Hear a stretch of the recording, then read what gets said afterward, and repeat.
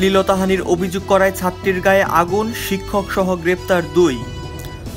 ফেনীর সোনাগাজীতে মাদ্রাসা অধ্যক্ষের বিরুদ্ধে শ্লীলতাহানির অভিযোগ করায় নুসরাত জাহান রাফি নামে এক আলিম পরীক্ষার্থীর গায়ে কেরোসিন ঢেলে আগুন দিয়ে পুড়িয়ে হত্যার চেষ্টা করা হয়েছে।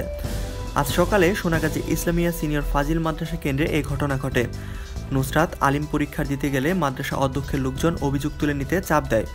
এতে নুসরাত অস্বীকৃতি জানালে তার গায়ে আগুন ধরিয়ে দেওয়া হয়। আগুনে নুসরাতের শরীরের 80% ঝলসে যাওয়ায় দুপুরে ঢাকা মেডিকেল কলেজের বার্ন ইউনিটে স্থানান্তর করা হয়েছে। দগ্ধ নুসরাত সোনাগাজী পৌরসভার চরচান্দিনা গ্রামের AKM মুসার মেয়ে। এই ঘটনায় পুলিশ জিজ্ঞাসাবাদের জন্য এক শিক্ষক সহ 2 জনকে আটক করেছে। দগ্ধ নুসরাতের ভাই মাহমুদুল হাসান নোমান জানান, গত 27 মার্চ উপজেলার ইসলামিয়া সিনিয়র ফাজিল মাদ্রাসার অধ্যক্ষ সিরাজউদ্দৌলা তার নিজ কক্ষে ডেকে নিয়ে নুসরাত জাহান রাফিকে শ্লীলতাহানি করেন। পরে নুসরাত বিষয়টি পরিবারকে জানায়।